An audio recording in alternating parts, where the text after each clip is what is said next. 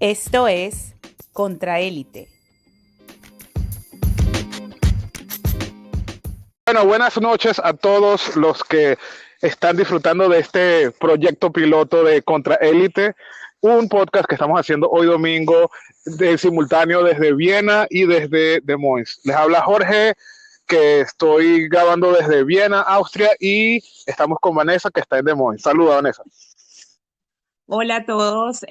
Bueno, sí, no, de verdad que muy complacida en empezar a hacer este proyecto que ha estado entre manos por bastante tiempo y que es bien necesario, sobre todo con la gran cantidad de manipulación que hay en los medios de comunicación, agenda de un lado, agenda de otro, y bueno, que nosotros estamos ubicados en lugares bastante céntricos, pese a que no sean ciudades así tan grandes, pero son lugares céntricos donde podemos ver un panorama mundial bastante interesante. Entonces, bueno, sí, eso creo que eso sería. Sí, exacto. Y obviamente mientras vamos haciendo más podcasts van a ir conociendo más de nosotros, cuáles son nuestras ideologías, por qué somos de izquierda, qué representa el socialismo para nosotros. Obviamente somos de Venezuela, somos caraqueños y van a ir conociendo más exactamente todas las complejidades de los temas de izquierda. Vamos a criticar a la derecha. Así que los que sean conservadores, apriétense porque vamos por ustedes. Y los fascistas ya también por ellos también. Pero en este caso, lo más importante es que estamos aquí con Vanessa y ya que estamos a punto de empezar la primera elección primaria en el imperio, creo que es muy relevante lo que ella tiene que aportar esta noche, porque aparte de ser una experta en política gringa, nos va a explicar a venezolanos o a todos los que vayan a escuchar este podcast, latinoamericanos o gringos y extranjeros que saben hablar español, ¿qué es el sistema de cocos? ¿Cómo funcionan las primarias en el imperio? ¿Cómo es de diferente en comparación con Venezuela, donde ese tipo de cosas no existen? ¿Cómo son los procesos que están, si están amañados o no? ¿Existe PAN República? ¿Qué representan los demócratas? Y vamos a tratar de consensarlo para que no sea tan ladilla en 10 minutos. Entonces, ¿cómo se producen las primarias demócratas en ese sentido? Porque son dos partidos, ¿no? En Estados Unidos que existen. Sí, bueno, técnicamente dos partidos relevantes, que diría yo, o partidos que tienen algún tipo de espacio en el colectivo imaginario aquí de los gringos, porque sí, técnicamente sí existe que sí el Partido Verde y otros más pequeños por ahí, creo que el Partido Libertario, pero nunca se les da cabida en ninguno de los debates, no tienen mucha cobertura mediática y tienen problemas en el sentido de que, bueno, que yo pudiera decir, siempre aparecen así a relucir, que si Partido Verde o Partido Libertario es en las presidenciales, pero no creo que estén haciendo como el trabajo de hormiguita. No y es casi que porque tengo entendido que allá si no tienes una Boloña Real como partido eres X, incluso para un debate. Exactamente, exactamente. Creo que una de las cosas que la gente tiene que entender es que el sistema aquí de político con respecto a...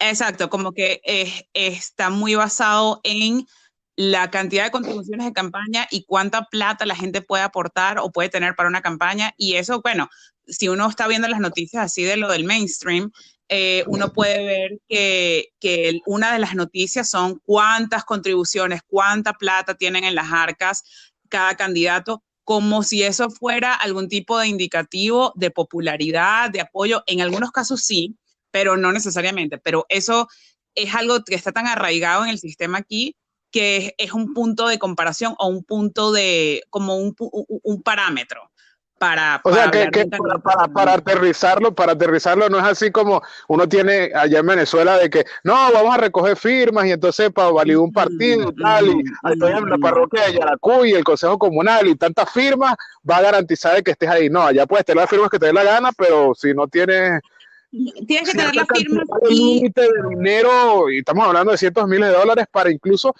que te muestren en televisión.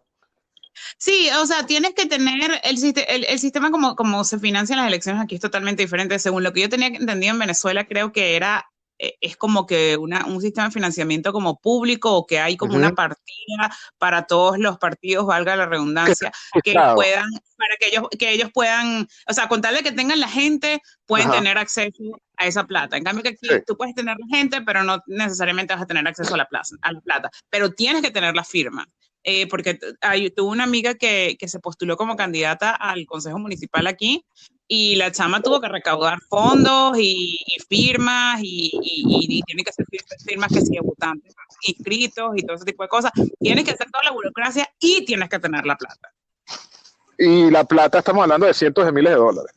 Ah, no, bueno, sí, porque son, por lo menos, ahorita uno de los multimillonarios, Michael Bloomberg, que es uno de los candidatos, el tipo ha repuntado, él y Tom Steyer, pese a que realmente yo no veo que muevan gente, han repuntado en las encuestas. ¿Pero por qué? Porque los tipos tienen una boloña para gastar, weón, en publicidad, en material que te llega por correo, en propaganda. Los carajos, o sea, cada rato en YouTube, uno pone YouTube en Iowa y el algoritmo se da cuenta que estás en Iowa, y la vaina te empieza a poner la propaganda de Tom Steyer, que ni siquiera tienes la opción de darle a saltar la publicidad, ¿no? Porque, o sea, esa es la cantidad de dinero que se está invirtiendo en eso, y tú estás viendo unas encuestas donde Michael Bloomberg está de quinto, cuando el tipo ni siquiera ha hecho campaña en Iowa, pero por el dinero, por la cantidad de plata que tiene. Y obviamente lo del financiamiento sería tema para otro podcast, pero queda claro que tanto las elecciones como el sistema político es una cuestión totalmente oligárquica, que es simplemente un juego, no es una cuestión así representativa, ni protagónica mucho. No. Entonces, estamos a 2 semanas, creo, de las elecciones primarias demócratas, porque ya se está siendo sobreentendido que el candidato republicano obviamente es Trump. ¿Y cómo funciona eso? ¿Cuáles son los principales candidatos y de qué se trata esta elección puntera que se va a lanzar en Iowa? Creo que, y para retrotraer un poquito, hay dos sistemas de elecciones para la elección de los precandidatos de un partido. Y generalmente lo hacen los demócratas y lo hacen los republicanos. Los republicanos, como tienen a la persona que ya está ahorita en la presidencia, entonces creo que hay unos ahí secundarios republicanos que estaban tratando de hacer primarias con Trump, pero obviamente el que va a ganar o el que va a ser nominado es Trump. Eso es indiscutible ya por el Partido Republicano. Y luego están las primarias del Partido Demócrata, y entonces hay dos sistemas. Está el sistema de caucus, que son como unas asambleas electorales, y está el sistema de las primarias, y hay lugares donde se habla del Super Tuesday, que es el Super Martes. ¿Y por qué se llama Super Tuesday? Porque se hacen las elecciones primarias, varias elecciones de varios estados en un solo día. Entonces, uno de los Super Tuesday creo que viene en marzo. Entonces, es como que Oklahoma y un pocotón de estados que hacen las primarias ese mismo día. Entonces, se conocen los resultados de varios estados en un solo día. Tienes que ir en persona a esas asambleas, y entonces de esa manera tú, con tu cuerpo, con tu presencia, vas a indicar por cuál candidato vas a estar. Y eso puede ser que sea un proceso súper rápido, donde simplemente la gente entre, se pongan literalmente en distintas salas, en distintas partes de una sala, donde están indicando de que están debajo de una pancarta de un candidato específico, y entonces después los cuentan así con dedito, le cuentan 1, 2, 3 y tal, y dicen, bueno, tanta cantidad de votos para fulano, tanta cantidad de votos para Prensejo, y eso según la proporción de la cantidad de personas que haya en esa asamblea y el porcentaje de viabilidad según la cantidad de delegados que se le asigne a ese recinto. Entonces ahí se van a ver a quién le van a dar los delegados. Entonces es como un 15% de la cantidad de personas que esté dentro de la asamblea electoral es suficiente para darle un delegado o para darle viabilidad. Entonces, a mí me parece... Y según ese conteo todo extraño, muchas veces, incluso cuando hay candidatos obteniendo más o menos los mismos porcentajes, se deciden las cosas literalmente tirando una moneda al azar. Sí, eso literalmente yo aprendí eso ayer, o sea, me metí en un entrenamiento que hizo una organización comunitaria para conocer cómo es que se iba a hacer esa broma de la Asamblea Electoral. Entonces, ponte que hayan 5 candidatos y nada más 3 quedaron viables. Y es una sala de 100 personas. Y entonces tenía que tener 15 para ser viable. Nada más 3 obtuvieron un 15%, por lo menos 15. Entonces, ponte que uno obtuvo 40 y el otro obtuvo 40 personas y los otros obtuvieron 20. Entonces el de 20 le toca un delegado y son 4 delegados que se le asignan a esa sala. Entonces al que le tocó 20, que es el candidato A, le toca un delegado. Al candidato C, B y C, que 40 personas votaron por el candidato B y 40 personas por el candidato C, sí. Y les toca un delegado. Y luego queda un delegado más, porque es un recinto de 4 que asigna 4, le queda un delegado más. Entonces, ese delegado más se lo van a disputar entre el candidato B y el candidato C, que obtuvieron 40 y 40, porque obtuvieron la mayor cantidad de delegados, de votantes que quisieron expresar su voto por ellos. Y ahí es que se decide literalmente por azar a quién le dan ese delegado adicional extra que queda por ahí porque no se le asignó a otro candidato. Es un sistema que me parece medio antidemocrático, sí. Unos números muy extraños, unas cifras muy arbitrarias y que no ¿Y quién cuenta? ¿Y quién cuenta esos votos? ¿Hay testigos? ¿Eso está organizado por un Consejo Nacional Electoral? No, eso no. Plan República, para ir redondeando ya, para que no. Claro. Sí, no es, no es un plan república, es una reunión que hace el partido y de hecho la cuestión de los derechos electorales no aplica y se hace un día lunes. Generalmente aquí los días de la elección son los días martes, pero se hace un día lunes y lo controla es el Partido Demócrata o Republicano según quien se esté disputando las primarias o los caucus.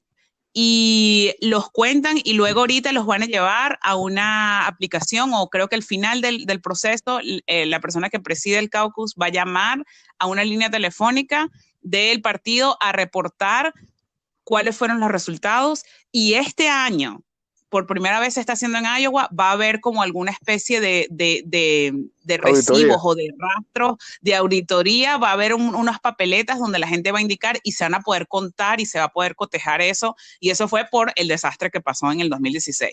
Entonces, en resumen, me parece... Pero son ellos mismos contando, o sea, el Partido Demócrata, que eso es un vulgar firmazo.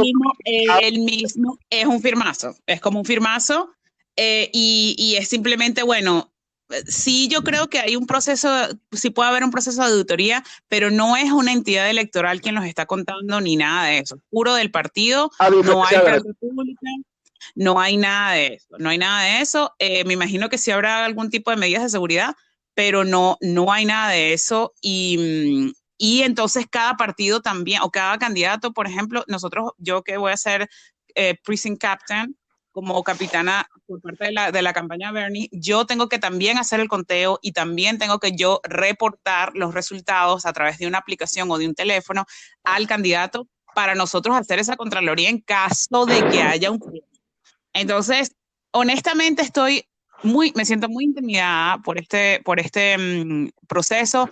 Me parece un proceso antidemocrático y que creo que está muy guiado por la mediatización sí. de un proceso y el caos y la vaina y honestamente yo no creo que, o sea, cuestiono el compromiso con la democracia que se tiene al mantener ese proceso tan confuso y que evita que la participación de la gente, porque al tú participar no participas en tu centro de votación, sino que tienes que ir a un centro que sea lo suficientemente grande para que puedan caber todos esos votantes que van a expresar su voluntad. Entonces, sí.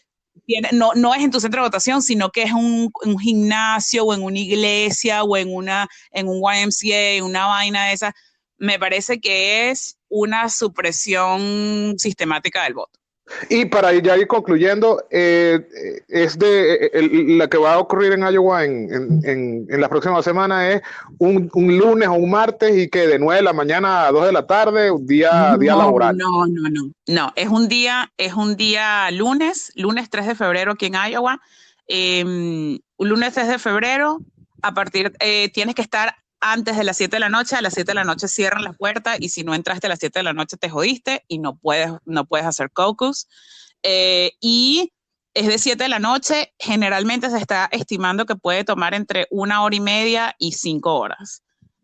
Lo cual, si tú eres una persona trabajadora, una persona que no tienes dónde dejar a los niños y te los tienes que traer y tus niños se ladillan, o eres una no persona es nada más el firmazo, sino que te tienes que quedar ahí 5 horas. Te tienes que quedar allí hasta que se elija, hasta que se concluya el proceso de elegir a los precandidatos, que es donde se haga el último conteo. Se hace un primer conteo, luego se ve cuáles candidatos no son viables y esos que por lo menos si está Bernie y Elizabeth Warren y Pete Buttigieg y Biden y Andrew Yang y Tulsi, y ponte que Tulsi y Biden no sean viables, entonces los partidarios de Tulsi y de Biden tienen que realinearse y escoger a su segunda opción, porque sus candidatos no son viables, tienen que ir por su segunda opción. Se hace el último conteo y en ese segundo conteo ahí quedan los resultados y dicen, ok, fulanito quedó primero, fulanito quedó de segundo, este otro quedó de tercero, y entonces al primero, si tiene suficiente para reunir que si 2 delegados, entonces se gana 2 delegados. Pero puede haber un resultado donde sea que nada más en un caucus le asignó un delegado a los primeros 4 candidatos y ya, es como un empate. Es una vaina muy rara. O sea que no es nada más tomar un día laboral, sino ni tampoco nada más firmar, sino quedarte literalmente 5 horas para meter presión, para hacer más bulto sobre un candidato, y si no pudiste, y si te vas, así hayas firmado, remueven tu voluntad, y los que queden, los que tienen mucho tiempo para quedarse ahí, son los que van a hacer presión para aglutinar gente a un candidato, o el peor es nada. Antes era así, básicamente, ahorita porque va a haber las papeletas donde tú puedes escribir tu candidato. Entonces, si tú escribes tu candidato y tú sabes que tú no te vas a realinear y sabes que tu candidato es viable, ponte, si yo voto por Bernie y yo lo escribo en la papeleta y se lo doy a la persona que las está recogiendo allí en esa reunión y digo, mira, tengo que ir a darle de comer a mi perro, me voy a la mierda. Y el cosito de Bernie, la delegación o lo que sea, es viable y no se tienen que realinear ni tienen que decir, va por tu segunda opción, entonces van a contar mi papeleta. Esto es nada más este año que se está haciendo así. Antes no era así, antes era así. Que ibas, se quitaba tu voto y se jodía tu candidato. Horrible. Me parece un proceso muy extraño, totalmente diferente, así muy subjetivo, que mira, yo creo que ese día vaticino desastres, vaticino chanchullo, espero que no, y yo de verdad que estoy bastante esperanzada con cómo está avanzando la campaña de Bernie Sanders ahorita, porque están como que tratando de sacar los votos de los desdentados, como dice, pero o sea, echando broma, no, pero en serio, están de verdad acercándose a las comunidades totalmente marginalizadas, que nadie les para bola, y de verdad se ve un esfuerzo genuino. Ayer estuve en un torneo de futsal, nunca en la vida había visto una campaña haciendo un torneo de fútbol sala para tratar de obtener los votos, y ahí había equipo de bosnios, equipo de vietnamitas, equipo de gente de Nepal, equipo de latinos, y esto es una cosa que ninguna otra campaña lo estaba haciendo. Ahorita yo veo que Elizabeth Warren está utilizando a Julián Castro para acercarse a los latinos, y bueno, no sé si esa estrategia le vaya a funcionar. Tom Steyer se reunió con grupos latinos como LULAC, no sé qué tanto le vaya a funcionar, pero es una cosa, va a estar bien interesante, pero en resumen, eso es el proceso de los caucus. Iowa toma mucho protagonismo porque es el primero en hacer este proceso y entonces dice la leyenda que es el que marca las pautas. Sin embargo, es el que gane California o el que gane Nueva York, el que va a ganar la mayoría de los candidatos y de la mayoría de los delegados y quien el deber ser dice que debería ganar la nominación. Pero ahorita con estas, no sé, vainas raras que yo veo de los medios de comunicación, de que si fulano dijo esto, que aquello, está muy mediatizado y ya se ve la campañita. Se ve la campañita.